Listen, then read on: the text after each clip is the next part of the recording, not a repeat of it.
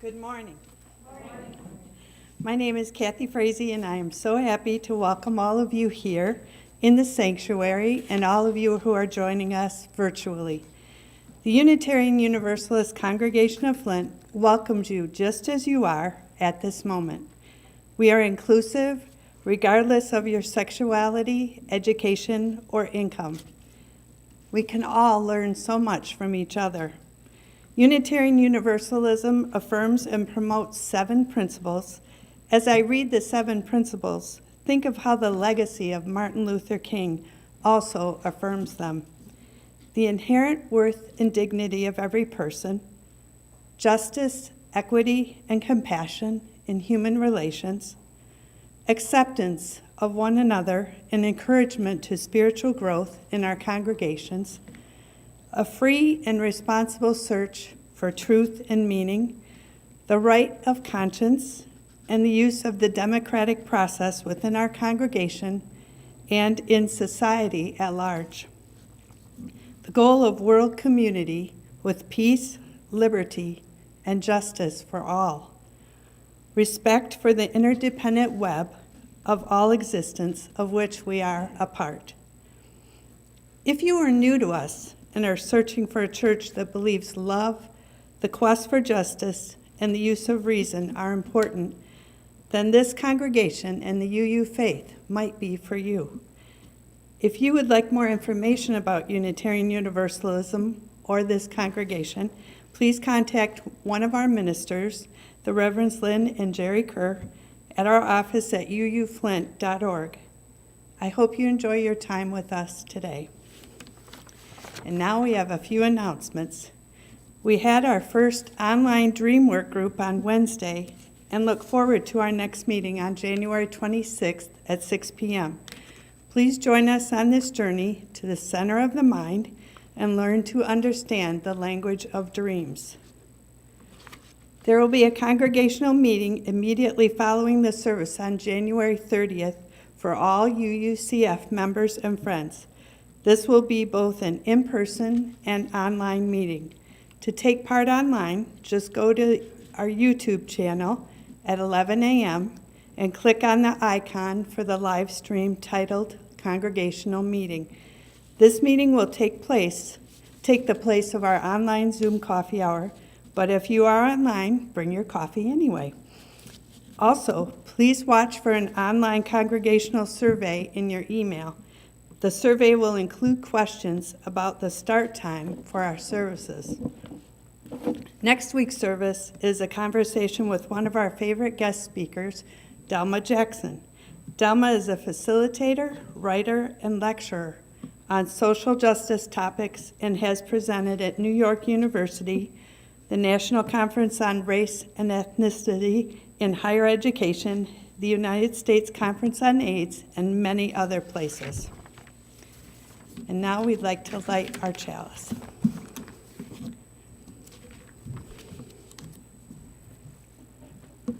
We light our chalice in honor of the goodness of human diversity. Color, race, ethnicity, national origin, sexuality, and our many other differences are the strength and beauty of our existence. And now if you'll join me here in the sanctuary and at home in reciting our covenant.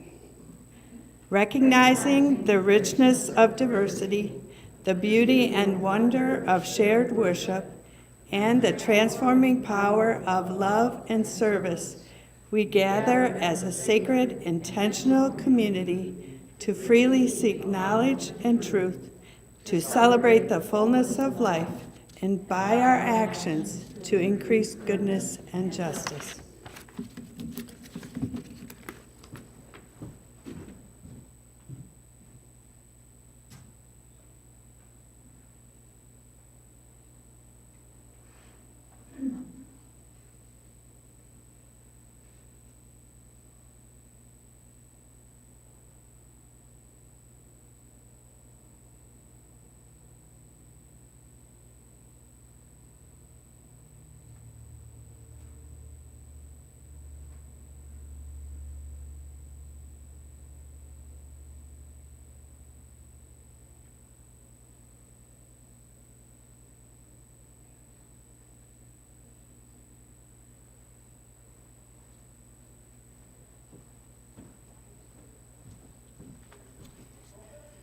We're having a technical problem with our video, so we're close. Oh, well, good. Yeah, we don't want anyone to miss this. So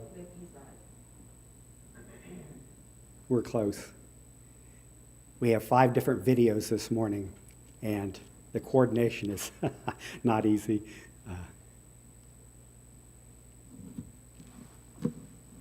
What you're going to see is Lynn and I were laughing. We asked for permission to show this video. And usually, you wait 10 days and hear nothing, and the service is only 4 days off. But the CEO of Angel City Corral, they answered my email in 10 minutes saying, yeah, go ahead and use our video on Martin Luther King Day. So sometimes you just can't predict.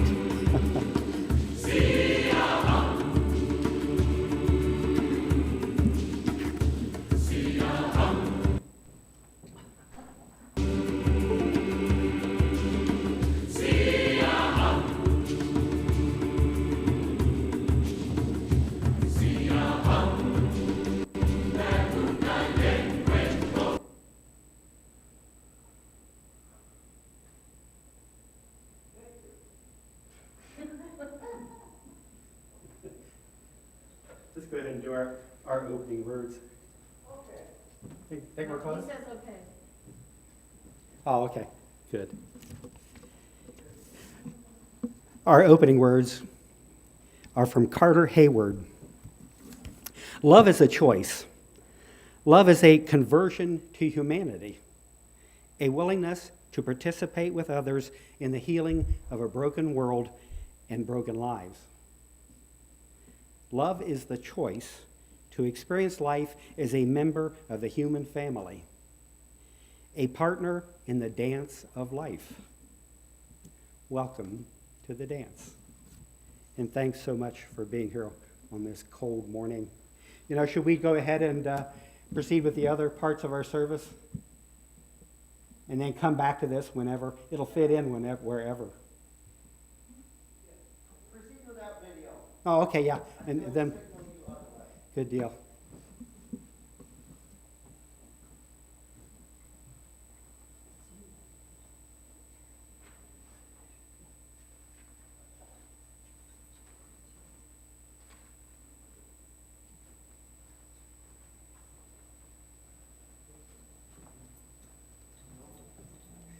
This would be good time to light candles, sit in silence.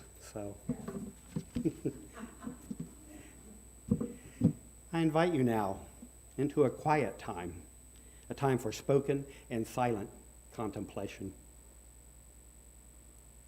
We have come into each other's presence this day, seeking a part of ourselves, knowing that we do not live alone, and knowing we cannot live fully if we are for ourselves alone. We gather in thanks for the life and ministry of Martin Luther King, Jr. Not because we wish to worship him as a saint, but because we wish to embody his dream as a possibility we make real. We gather with full knowledge of our shortcomings. Our lives set before us many tasks, and often we are not equal to them. We fall short of our own expectations. It is painful to acknowledge our shortcomings, yet we are here. We are here, not always perfect, not always wise, not always just, but wonderfully and mysteriously human and alive. We dedicate this time together to renewing our hope. May the stories we share give us courage. May the songs we sing give us hope. May the words we speak give us wisdom. Amen, and blessed be. As we sit in silence today, may we find in it the power that heals our wounds so that we can go forth to heal others.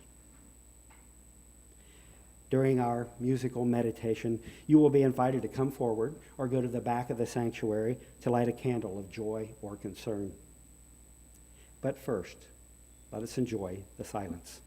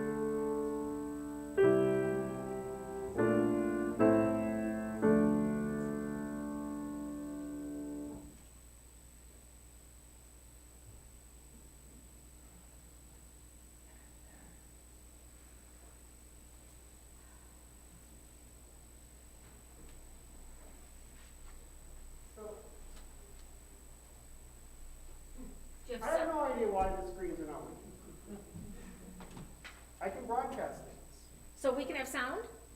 We can have sound, but not video. Okay, go for it. So go for sound. Okay. Yeah. Yeah. Yeah. So, do you want to do the video that didn't work a moment ago? The, Sihamba? Yeah, just the sound. Yeah. Let's listen to see it. Let's listen to Sihamba. Yeah, definitely. It's worth listening to. So, sorry, everybody.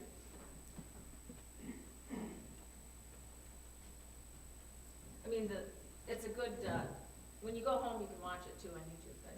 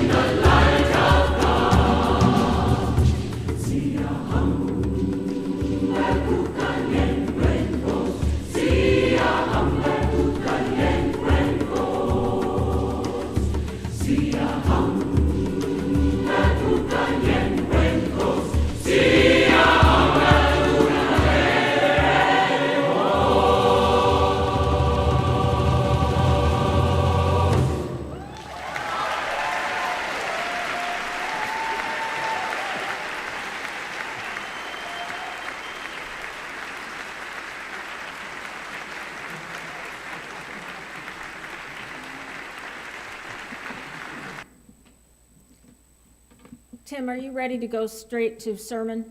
Yeah. Let's do that. So we'll skip the next song since we just heard one. And we'll get started. Thanks for your patience, everyone. So for 2 years in a row, many Martin Luther King Jr. Day celebrations that might have lifted our hearts and built much needed community spirit have either been canceled or they have been moved to strictly remote events due to COVID. Past gatherings have reminded and reinforced participants of King's message of nonviolent revolution, and great live choirs have sung Sihamba, like you just heard, which is Zulu for "we are marching." If we attended a celebration in King's honor tomorrow, I wondered if someone would posit what that American civil rights leader, now gone over 50 years, might think about this 21st century global issue, the pandemic. I wonder, because the racial injustices that King fought against are just as rampant and perhaps starker considering COVID-19.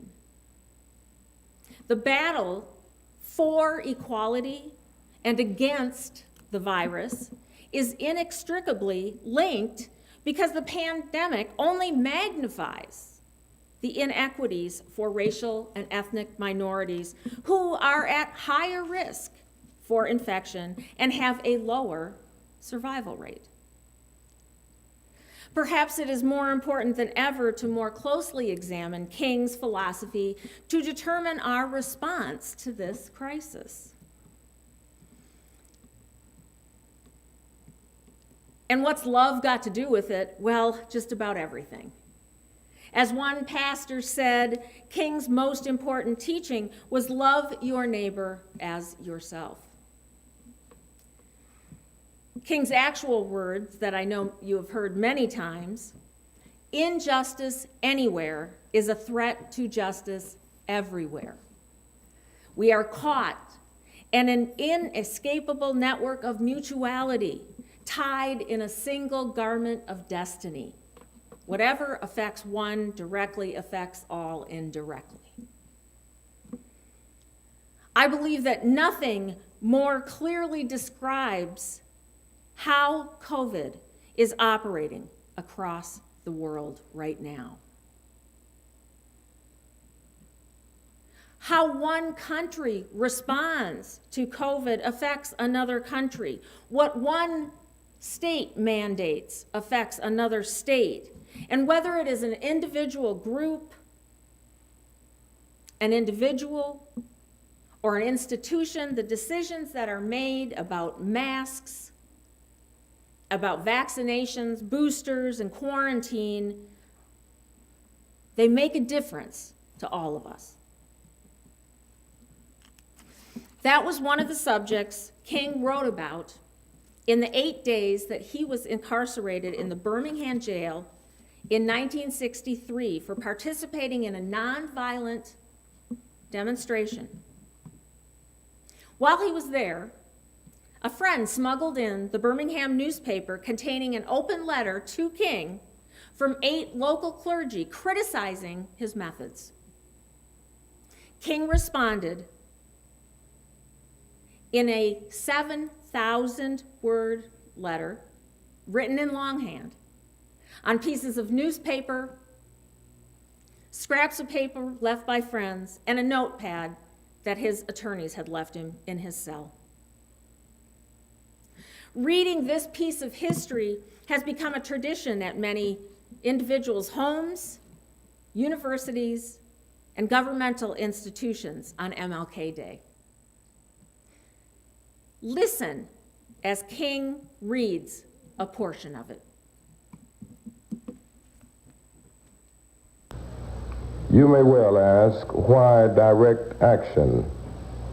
Why sit-ins, marches, and so forth? Isn't negotiation a better path? You're quite right in calling for negotiation.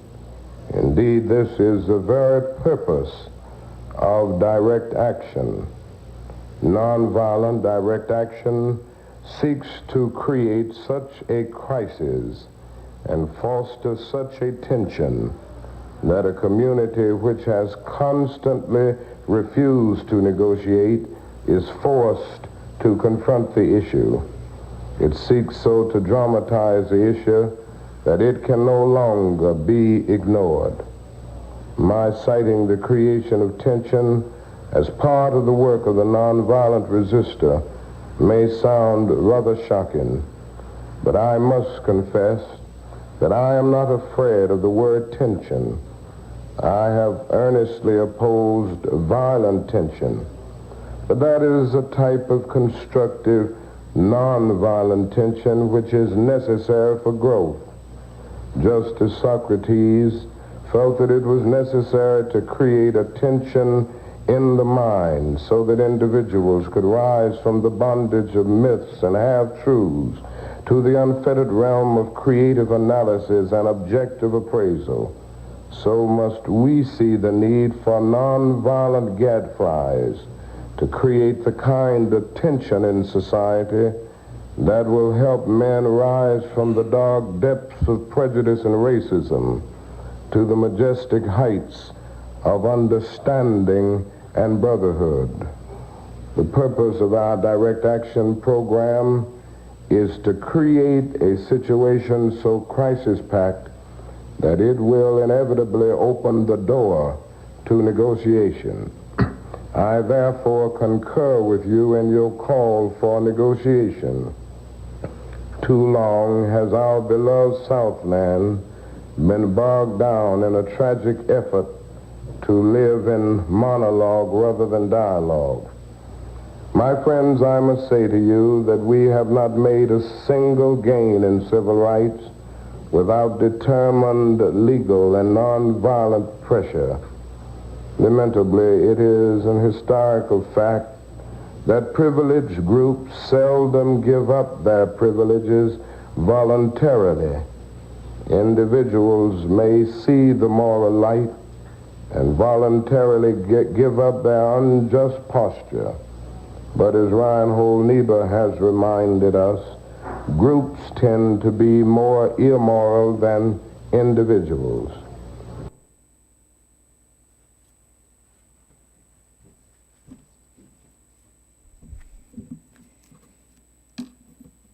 Achieving a spot on the top 10 things to avoid in the age of COVID, the hospital ER. Yet I found myself there a week ago, and just a wall and 3 curtains separated me and 4 others. Luckily, I went home quickly with only a mild bronchitis diagnosis and a negative COVID test. But while I waited there in the ER, I heard a bit about the fates of others around me. To my left, EMS reported 82-year-old female fainted at church waiting for a COVID test. She complained of flu symptoms, thought it was due to having no heat in her apartment for the last 6 weeks. ER COVID test positive. To my right, 49-year-old male, COVID positive, tested the day before, breathing problems, body aches.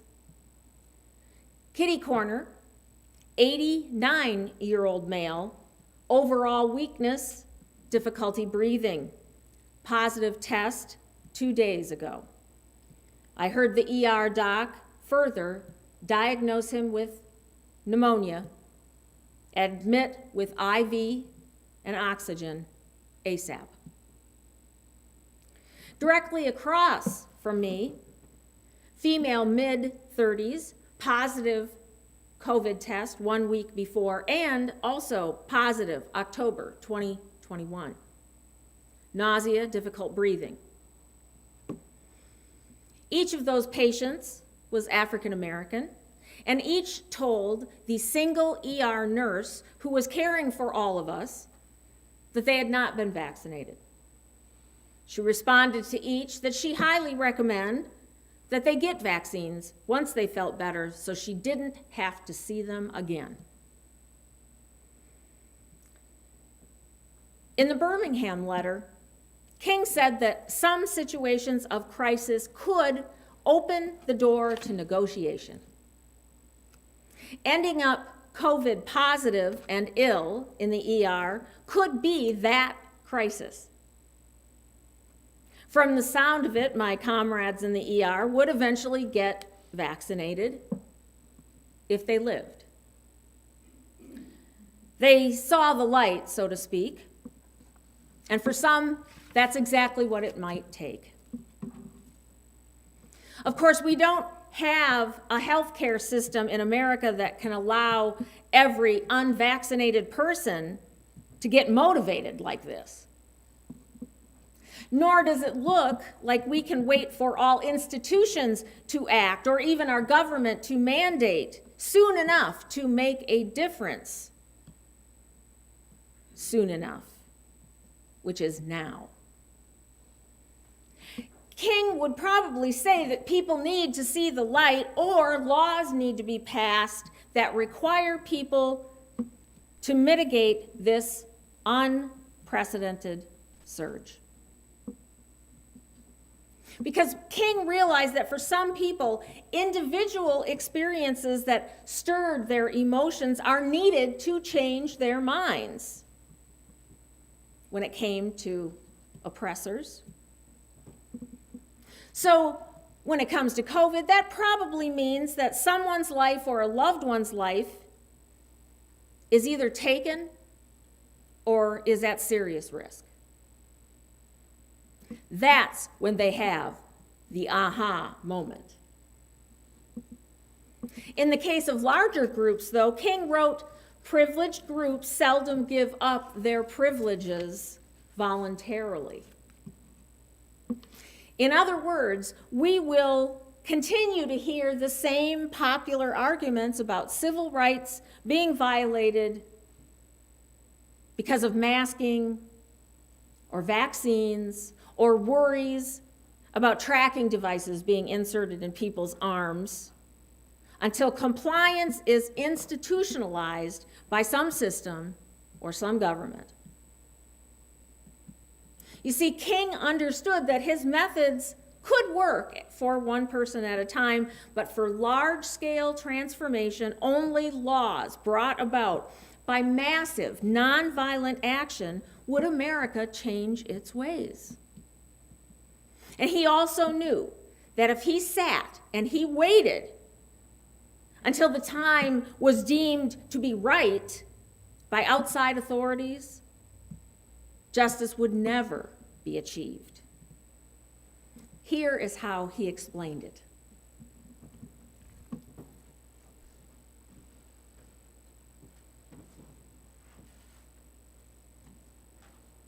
People experience that freedom is never voluntarily given by the oppressor. It must be demanded by the oppressed.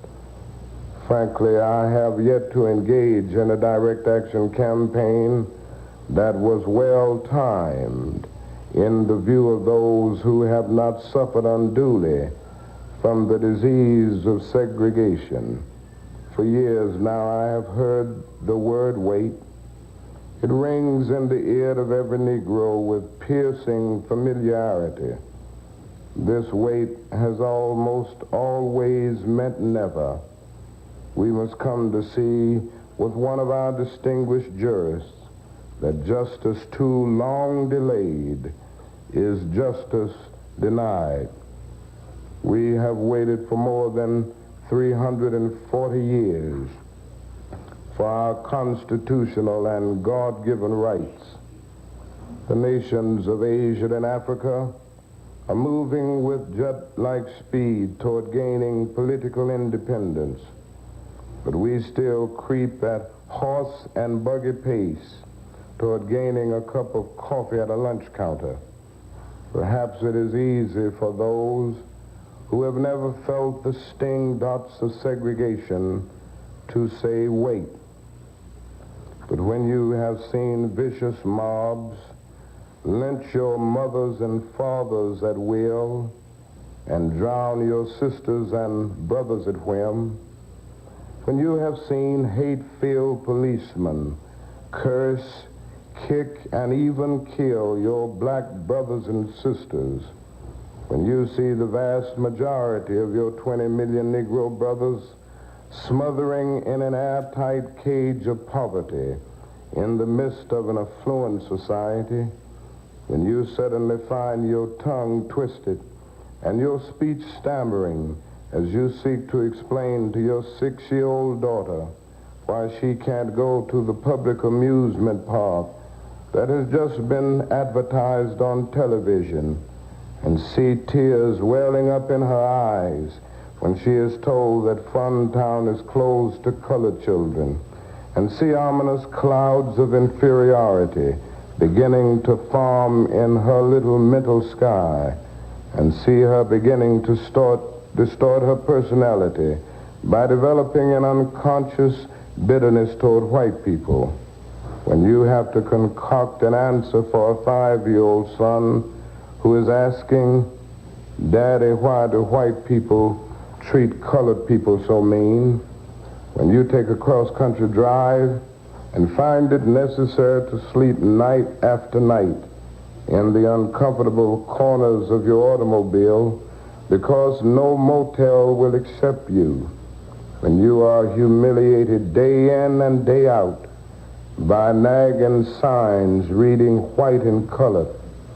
When your first name becomes nigger, your middle name becomes boy, however old you are, and your last name becomes John, and your wife and mother are never given the respected title Mrs.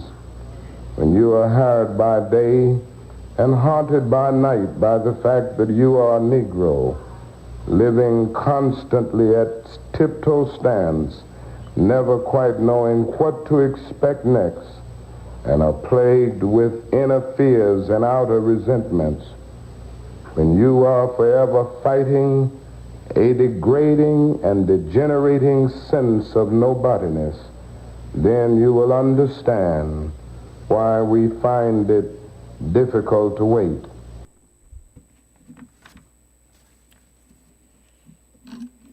King was referring to being treated with basic human dignity. It is difficult to imagine that we live in a country so advanced, yet so many are still waiting. In one of his books, King wrote that dignity could be achieved by everyone, simply if our society guaranteed secure employment and or a minimum income. Although the pandemic at first resulted in emergency relief bills and increased awareness around issues of healthcare access and living wages, COVID also made those vast chasms between the privileged and the underprivileged more pronounced. For example, one newspaper in the southern United States discovered that when the first round of vaccines were being offered, the initial age threshold for a primarily African American populated county was set years above the average lifespan age there. Consequently, a very small percentage of the elderly in that county were eligible to be vaccinated. That same paper found eligible older residents in a predominantly low-income area could only schedule a vaccination appointment or test online. While King said the curse of poverty has no justification in our age, you can plainly see that's just the way modern society is organized. Being poor automatically makes you vulnerable to COVID.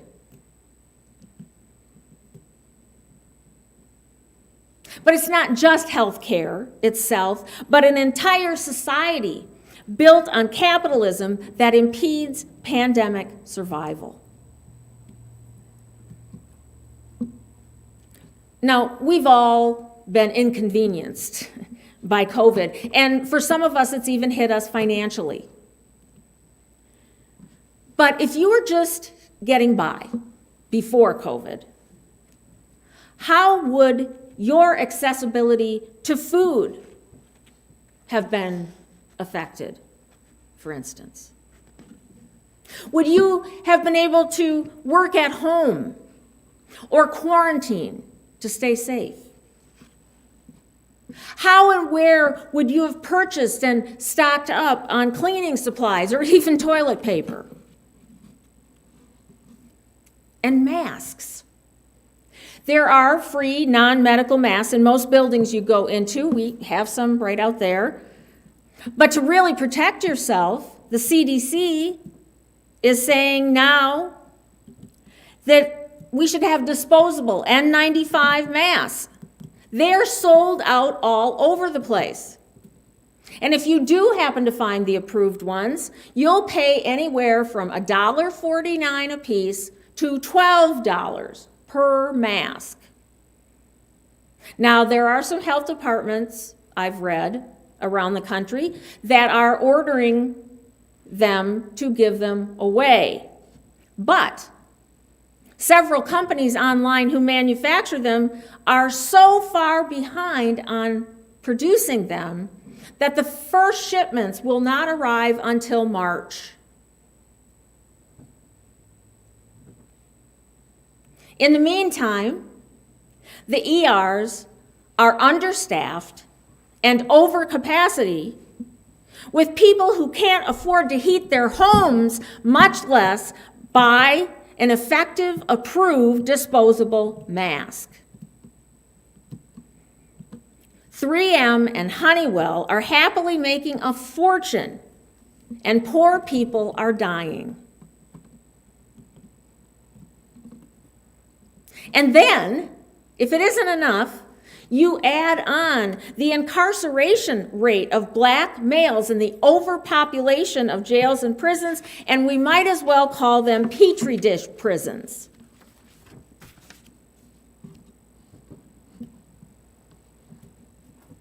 Nonviolent offenders are dying left and right by the thousands because of overcrowding. So what would King say, I wondered?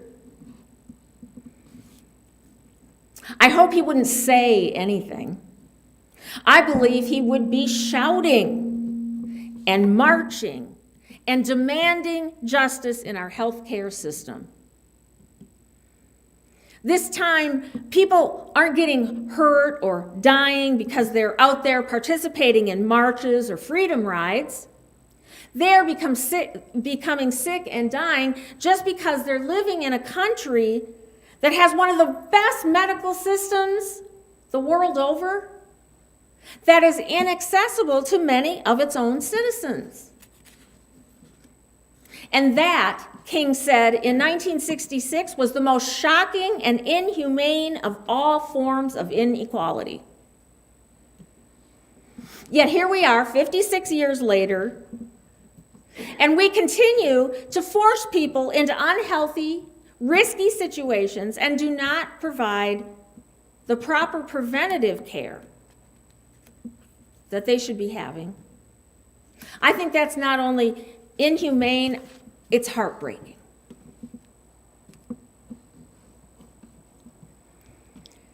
So to be honest, as I initially prepared for today, I was frustrated because so many people are out and about, unmasked and unvaccinated.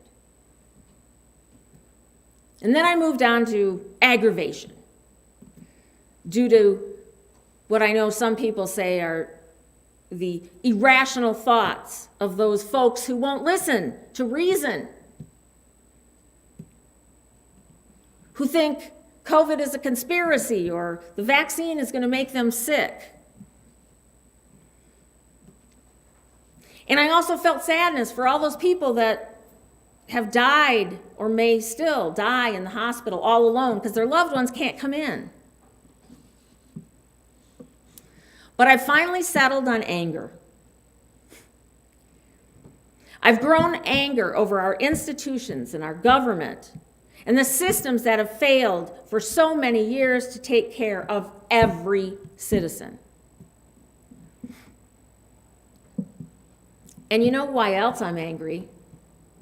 I'm angry that my privileged body got to go home with bronchitis, and that I'm standing here today while that older gentleman with pneumonia, who was just barely able to speak because he was so weak, may have already died at Genesis Hospital last week. Probably alone. I wonder what King would say to me. Here's more from his Birmingham letter.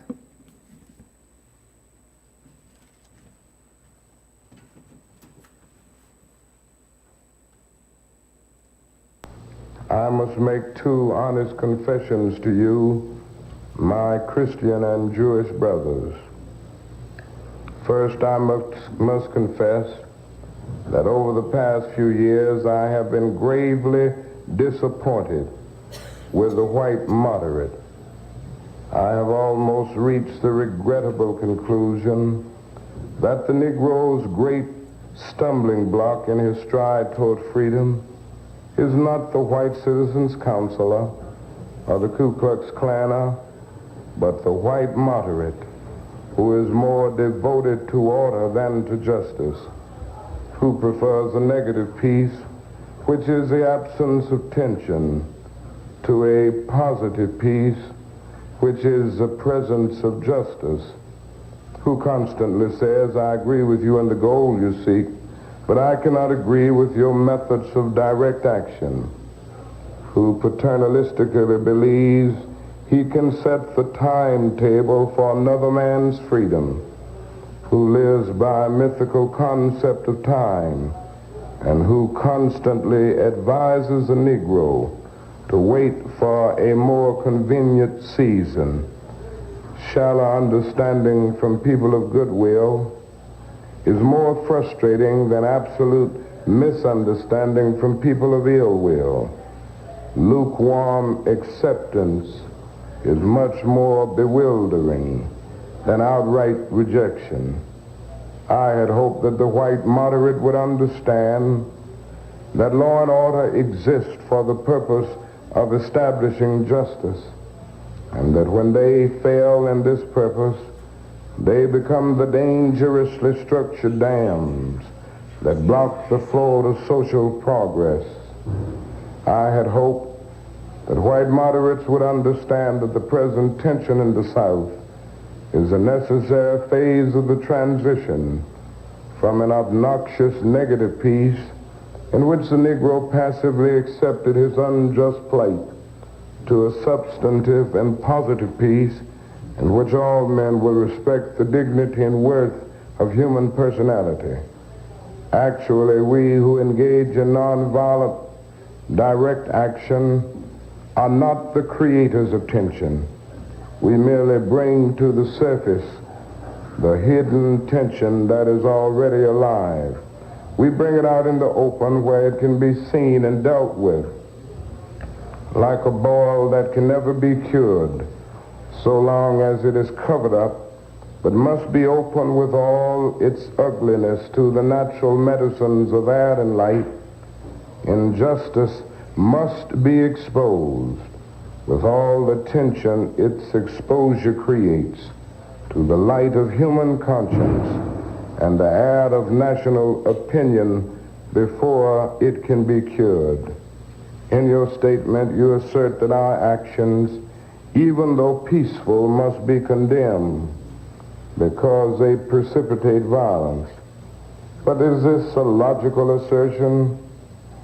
Isn't this like condemning a robbed man because his possession of money precipitated the evil act of robbery? Isn't this like condemning Socrates because his unswerving commitment to truth and his philosophical inquiries precipitated the act by the misguided populace in which they made him drink hemlock? Isn't this like condemning Jesus because his unique God consciousness and never ceasing devotion to God's will precipitated the evil act of crucifixion? We must come to see that, as the federal courts have consistently affirmed, it is wrong to urge an individual to cease his efforts to gain his basic constitutional rights because the quest may precipitate violence. Society must protect the robbed and punish the robber.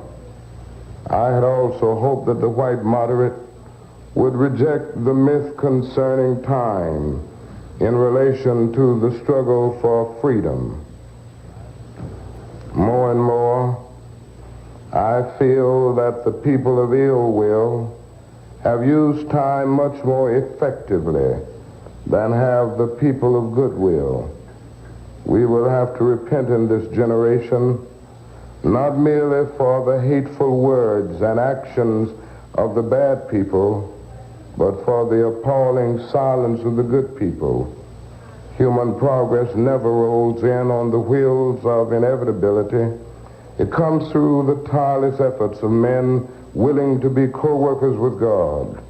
And without this hard work, time itself becomes an ally of the forces of social stagnation.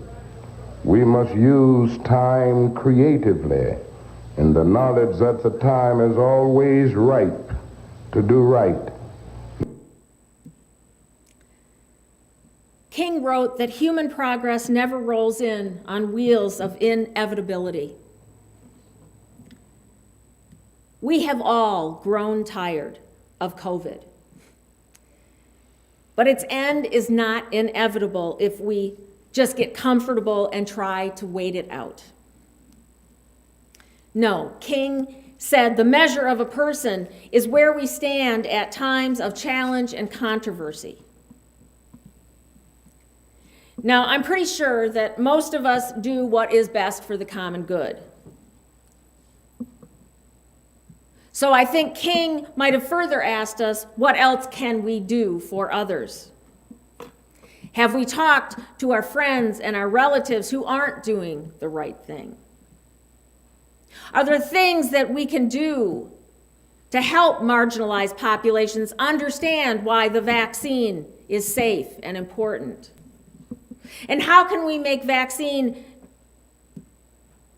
testing and also how can we make vaccines and testing more accessible? And I know some of you have already been active in these areas, and I thank you. For the rest of us, certainly, we have enough love for our fellow human beings that we would be willing to try to save some lives. In the conclusion of the Birmingham letter, King called himself an extremist and realized he liked being called an extremist because Jesus was one too. He was an extremist in love. King's philosophy chose love instead of hate. The love he referred to was creative and understanding goodwill for all people.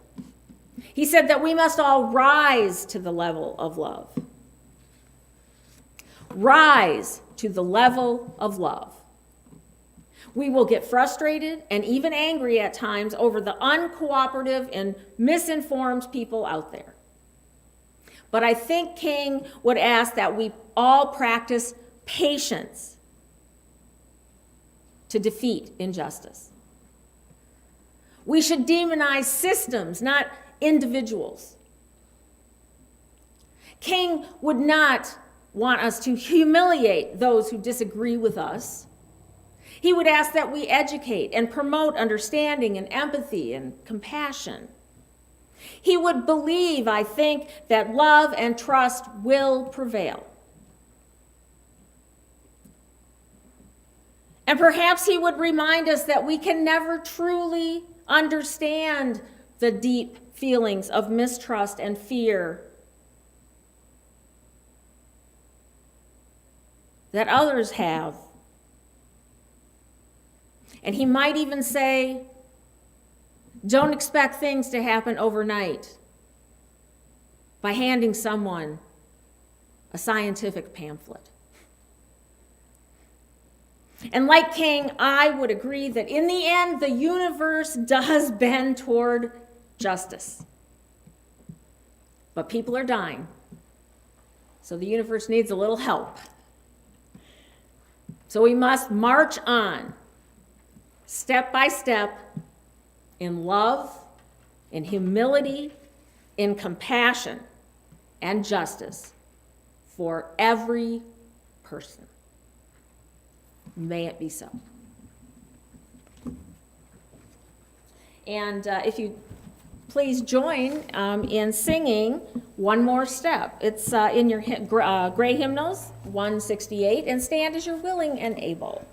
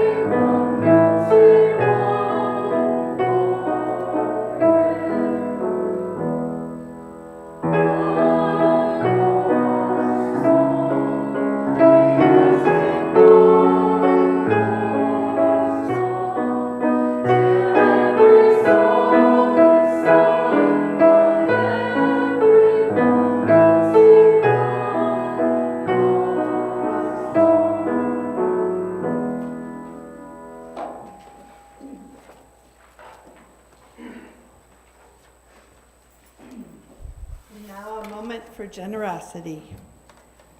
We offer our gifts of time, talent, and treasure to work for justice, to create a safe space for all who come to explore, and to heal those who are hurting. We invite you to join us as we take the collection by placing your offering in the basket at the back of the church as you leave, or by an online gift at uuflint.org. All gifts are gratefully accepted.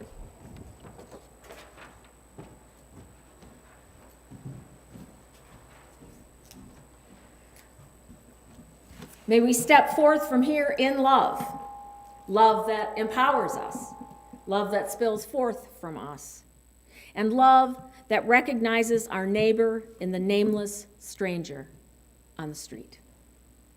Go in peace.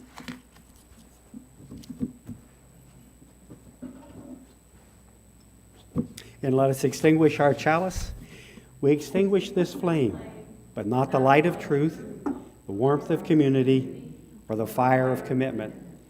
These we carry in our hearts until we are together again.